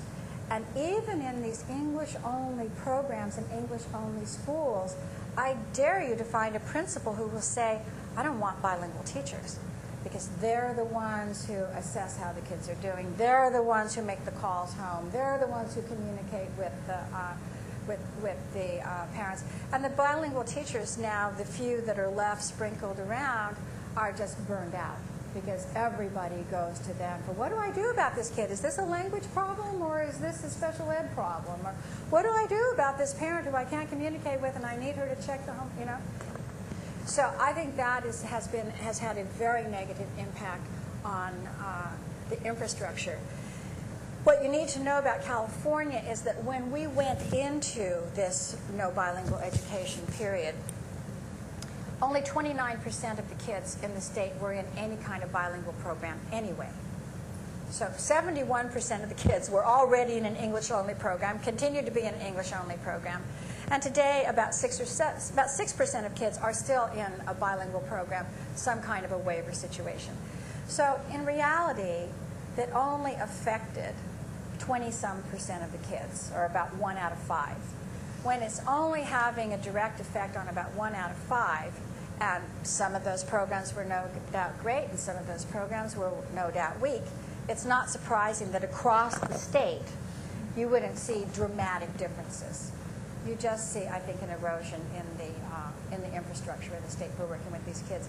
Massachusetts is finding increased dropout, dramatically increased dropout. And they're continuing to look at that to see, is this correlational or is there something causal here? So I think that's... Arizona is seeing increased placement in special education. they're arguing that there's no place else for these kids to go, and the teachers don't know how to identify a language versus another problem, and so upticks in special education. So it's having these different kinds of effects. And you just got a preview of the book. Yeah. Just to verify, we were talking when you say 29% of the students who are English learners. Yeah, of the English learner students, only, oh, I'm sorry. Yeah, I just make all these assumptions. Only 29% of English learner students. So 71% of the kids who didn't speak English were already in a mainstream English-only setting. So we were not shocked when we didn't see dramatic changes. Yes? You mentioned a lot about community colleges, and for instance, if a student gains admission to a top tier university, sometimes parents either they don't have the funds or for cultural reasons won't allow the student to go into a 2-year college. Are there any statistics on the transfer rate or completion rate for completing the 2-year program and then transferring to a 4-year institution? Is there anything but I don't know what kind of stats you have here in Texas. We try to track on this in California, and you get into the problem of what's the denominator. In other words, who do we start counting with? The kids who said they wanted to get a 4-year degree but never took a course that looked like they were going to? The kids who didn't say they wanted to get a 4-year degree but went and took courses and transferred on? I mean, obviously, if you include both of those or one of those, you could skew the numbers a lot. So there are different definitions of this, what percent go on. They go anywhere from 5% of all of these students who go into the community colleges and eventually get a 4-year degree, which I think is too low because that takes into account everybody every Latino who ever went to a community college, under any circumstances. To something like, because we're doing a study on this right now, so I really should know these numbers, but something like about 40% of that's the high number with a different kind of denominator, of the kids who go in, matriculate, say that they want to go on and begin taking the right courses to do so. And that's over 6 to 8 years. Because that's the other problem here is, how long you're going to track them. Yeah.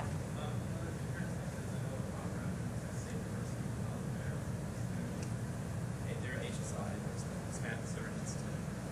And for instance, in San Antonio, they have a permanent office at San Antonio College, which recruit Hispanics. So I'm not too familiar with the HSI system, but I don't know what other universities in Texas are Hispanic students. We have quite a few. Yeah. UTAP, you've got actually quite a few along the southern border. And so how are they doing? Yeah. They're not doing any better with these students than run-of-the-mill non-HSIs, and in some cases they do worse. And interestingly, all you have to do to be an HSI is to have 25% more Latinos on your campus. And then you get some additional federal funding. So some people get accused of trying to pump up their numbers. If you're at 20 or 21 or 22, you pump up your numbers and you get extra federal funding. But to date, you don't have to do anything dramatically different for those students just because you're at HSI. It's just a federal designation. So just like a lot of other things, if you just end up in this category by happenstance, there's no reason to believe you would do any better or any worse with these students than anybody else. So I think that there are some, like in all of these studies, if you just look at the really successful ones, there's some people who are doing really good things and they're really focusing and they're taking that money and they're really trying to provide programs that will make a difference. And there are others, and I would say this is especially true in California, there are others that are really interested in getting the federal funds. Yes, and then I'll come back. Yeah.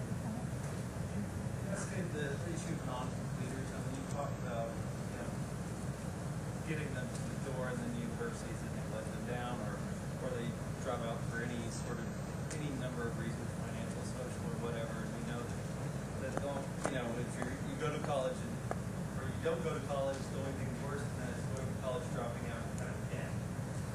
And being a college dropout with a student loan. And default rates, their default rate, they hit a year after first semester, goes up by 50%.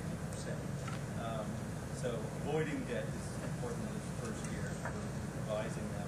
And being successful in your first semester is really important. First semester is really, really important. But then there's this group out there that have dropped out, but they have some things advantages. That they have some college experience now. They have some of that social capital about knowing what to do, where the registrar is, all that kind of college knowledge stuff. The problem is you can't find them to reach them to get to the services into them. They may be adults now or working or whatever. I've always thought about how, and they're not in a captive environment like a school where teachers and others can get to students. So I don't know if there's been any work in California. I haven't really seen a whole lot of work. We're just starting to talk The about recapture. Yeah. No, I haven't seen a lot of that. I would imagine that's something you could also do with the media campaign. But I suppose it would probably be most effective with those people who actually went for some period of time and could see the end of the tunnel here a lot. Yeah, right. Rather than if you went for 2 or 3 courses, it was very unsuccessful, you left because you thought it was just an awful thing, it might be harder to get them back. Yeah.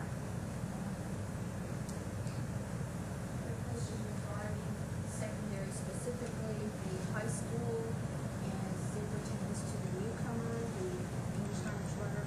And I'm not talking about coming into the middle schools. We many times capture them there and help them and move through high school. But I'm really the concern is studies and evidence of what we can do to ensure that we are able to keep our kiddos that come into the 9th or 10th grade as newcomers or come in from other districts or states where their learning gap is wide. And I'm not talking about people in special ed because they don't qualify for that. It's just an academic learning that needs to be accelerated. So any studies, anything where we can get our hands on what's working maybe in some districts? Well, you started with newcomer. So newcomer generally refers to a student who's coming from the outside and needs some kind of socialization into this system, this state, this country. Because there's 2 kinds of kids. Of course, there's the ones who are they're Latino kids, they're way behind. Oftentimes, they're still listed as English learners, even though they've been in our schools for 8 years. And that's one problem. The other problem is the immigrant student who comes to us later and we have nothing for them. Over lunch, after I gave this talk this morning, raced back over someplace else, had lunch with some people about this particular topic, and then raced back over here because there is something akin to this that's going on here in Texas, and I wanted to hear what they were doing. But we have an experiment going with the Mexican government in which we've aligned the Mexican high school curriculum with our curriculum, and we're actually using the Mexican Colegio de Bachilleres. We're actually using that curriculum online in the classrooms with the kids so that as they come in, they don't have to lose ground. They can actually take their algebra and biology and geometry, etc., get credit for it in our system because we've aligned it and gone through all of this, and then still be learning English because we know that's critical for them, but we don't have to lose that time for them. So that's one problem. That's the smaller problem. The bigger problem is those kids who've been in the system for 8 years and are still classified as English learners. They're struggling usually because they've gone from school to school to school. Nobody has really paid that much attention to them because they're here and they're gone. And I don't know the answer to that one. I think it's a hard problem and it's a growing problem. And, my first response to this always is we need to figure out a way to buy more time for these kids.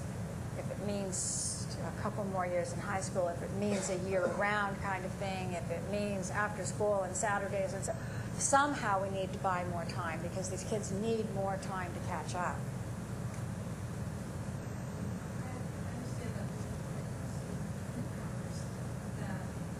their schooling is like in their home country. It's an incredible difference. Yeah. Sorry to reveal this, but many countries have a much stronger secondary school system. And so actually they come in and it's the issue of socialization and the not knowing English. But once they can understand that this concept I learned in Spanish with this name is the same as this word in English, then they can students who are coming from a third grade education, zero grade education, it wasn't really a community school, they didn't really learn. It's hugely different. Yeah. And those Actually, it's not even just the secondary. You know, if a kid has had a 6th grade education in Mexico, they're probably a year or two ahead of the kids here. Yeah. So Yeah. so the interventions are of course vastly different. And then so what do you do at the district level as a district procedure as when new immigrants, students from other countries register in your district? What do you do to find out what the extent of education they have? So I'm really engaged right now with the Mexican government on these issues. It's very different across Mexico too. It is. One province is very, very different. There's a national schooling system up through the 8th grade. So up through the 8th grade, you can be relatively sure if a kid, because they had the same textbook, they had the same curriculum, that a kid has probably had a similar kind of thing. Anything above the 8th grade, it's a free-for-all in Mexico because different people are... Mexico is in the process of going through this transition from 8th grade being kind of the top of the education, which most people exit, to the bachillerato, which is about a year or two into what we would consider community college. So that whole area between 8th grade, that high school period, is just really gearing up all over the country. And there's a lot of people providing this education, and nobody quite knows exactly what's going on. So you need knowledgeable people who know what's happening over here in Michoacan and what's happening over here in Chiapas. But we're doing a conference in January in Mexico City called Estudiantes Compartidos, the students we share. And we're bringing together folks from, if you're interested in this, I'll send you information. We're bringing together folks from Mexico who've been studying these issues, who've been tracking on the kids who are migrating back and forth, and people from the U.S. Because that's amazing, too. These communities of people who are working with these kids also don't talk to each other. And so we're trying to forge these linkages. And the people I was meeting with at lunch are trying to do something like this, too, with this Lucha program that they're doing here in Texas. But we're just at the beginning of talking across borders about how we're both educating these kids and what we can learn from each other and how we can help these transitions. Ironically, Mexico is now being faced with a lot of students who've been educated here going back, and they sit in classrooms where the teachers look at them and they have no clue what to do with these kids because, one, they're behind, and two, they don't speak Spanish very well. Yeah.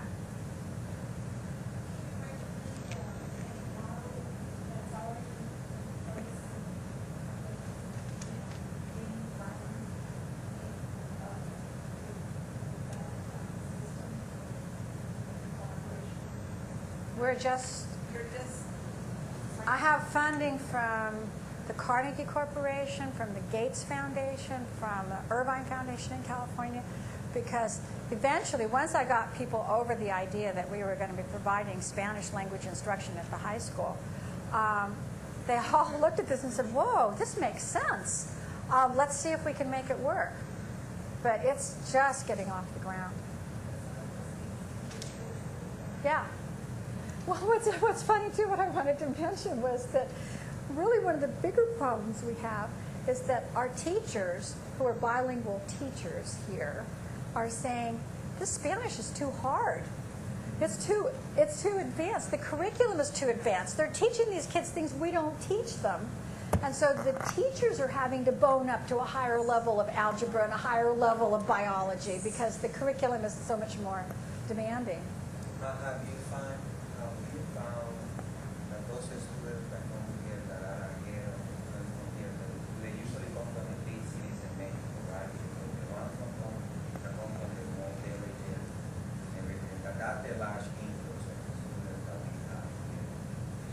From the rural areas? from their rural area. Yeah. And my experience has been, it differs from what you just said with the kindergarten through 8 being a unified system, because I find that a lot of students don't necessarily actually attend it. Maybe it's not, Right. it's compulsory if the school is halfway built or if it's in another, miles and miles away and it's not transportation, so forth. So even though there's the unified, and I think what's interesting with being able to partner up with Mexico is that I think it covers the spectrum of the educational experiences of the students that we get from the other parts of the world.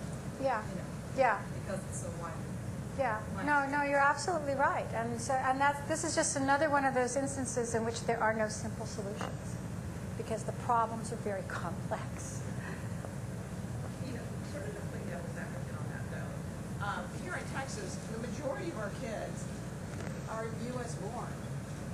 Yeah. Spanish speaking. And so The majority of kids all over the country, about 80 to 85% of Latino kids going to school in the U.S. were born in the U.S. I agree. And what happens is that what dominates the conversation is just what you were talking about. And then there's no airtime or money for the 85%. Oh, well, I would argue that one with you, because it took me 3 years of pounding on doors to get people behind this thing that we're trying to do now.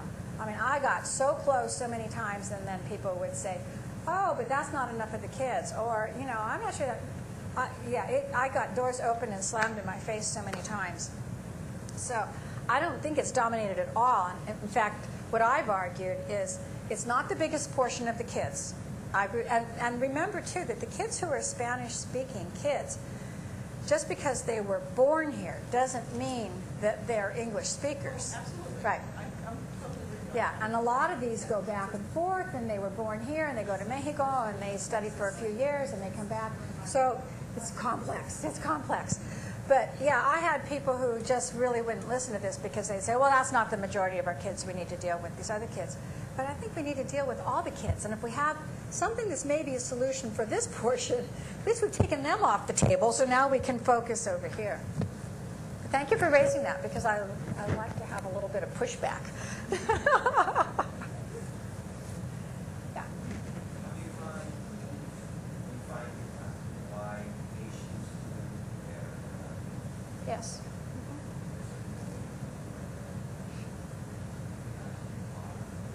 I'll tell you why. The Asian immigration to this country is the highest educated immigration that we have ever had.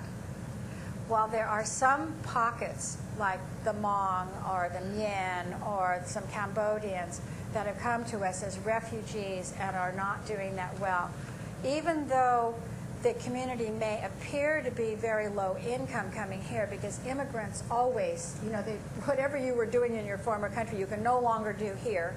And so you automatically go into a lower class situation.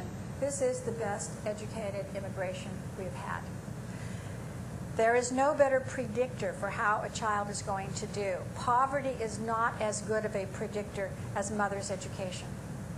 So if mothers have a decent education and they have an orientation to schooling, and if you came here to this country primarily to push the next generation forward because you knew that this was an education system that was going to give you an opportunity, as opposed to I came across the border to get a job because I couldn't feed my family. You have different motivations, you have different resources, and there's finally another thing that I want to mention about this. This is a really interesting research area that's been pioneered by Alejandro Portes, who's a Cuban-American, and he's at Princeton now. He's worked with Min Jo, who's, well, in any case, Min Jo and Alejandro Portes and Ruben Rubat have all looked at this issue, but Portes is really the person behind this, what he calls segmented assimilation. And that is the notion that even if you are a poor Asian and you come to the U.S., your parents don't have much education, you have very little income, you came on a boat, you come here and you are going to assimilate into a pretty highly capitalized community. You're going to assimilate into a community that has resources, even if you don't. There's going to be Saturday schools in that community. There's going to be people in that community who know the schools and who can give you this kind of information. There's a lot of sharing of resources in these immigrant communities that even the low-income folks can take advantage of.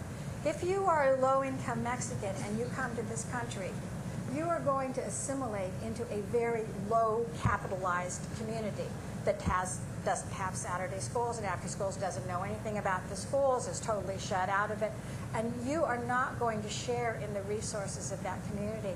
So two people with ostensibly the same social economic backgrounds have very different trajectories in this country depending on the communities in which they're assimilating into.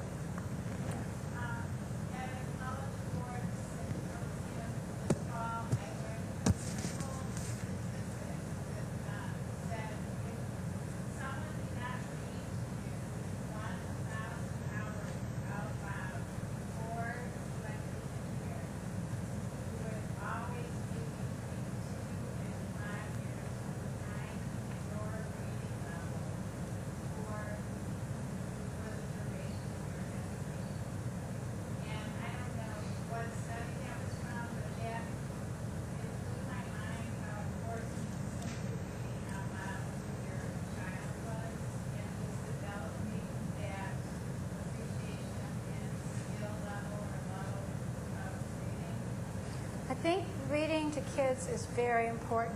Nobody read 1,000 hours. What is it, 1,000 hours? Nobody read that to me before I went to kindergarten.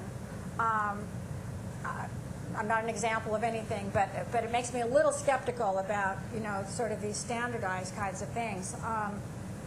Reading to your kids is very important, and certainly that's one of the lessons that you learn when you go to these parent projects or like these things like PK is read to your kids. And in fact, that in the evaluation that they recently did, they found was the most powerful outcome was that these parents started reading to their kids more.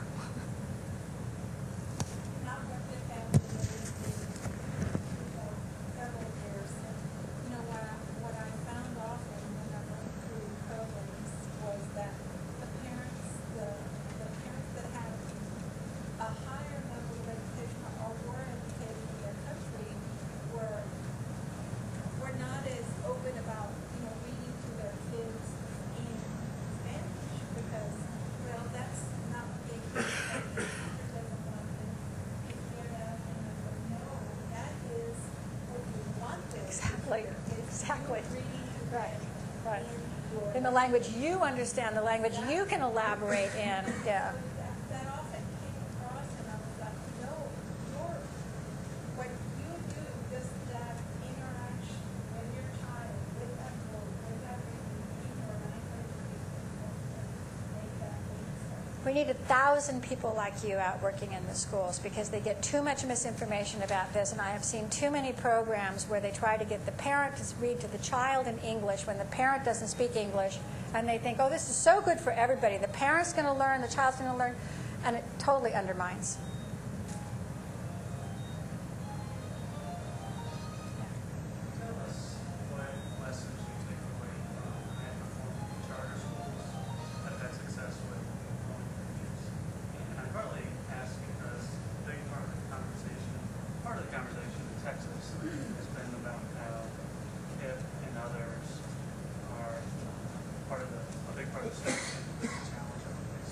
KIPP is burning out teachers right and left. What's that? They want to unionize KIPP teachers. Yeah, I don't blame them, right? Okay, what do we know about charter schools? We know that on balance, charter schools are no better and no worse than public schools, that there are some wonderful charter schools and there are some really abysmal charter schools. And on the latest study that came out of Teachers College in the last couple of months, this big national study, they found basically no difference. So charters can give you the opportunity to do something different in a place if you're feeling hamstrung and you can't do what you want to do, but it doesn't guarantee that you're going to get better outcomes than you're going to get with a similar population in the public schools. Charters also tend, something that we've seen recently, data, that they tend to be more segregated than the public schools even, so that the kids, there's less likelihood you're going to be in a heterogeneous kind of setting there. And things like KIPP, what KIPP does are a lot of things I would say, yeah. If the public schools were willing to pay for that, we ought to be doing that. We ought to have extended time. We ought to have some of this kind of structure. We ought to have all of those things. But they're able to do it because they're turning people over like this, because after they burn out, from being, my cell phone just went off right now, being on call at all times. I know, I was supposed to talk to a reporter, that's why somebody was calling me. And being on call at all times, yeah, that's great for the kids, but not so great for the teachers. So we've got to figure out some way to provide things like that, but not at the expense of teachers' lives, because we burn them out.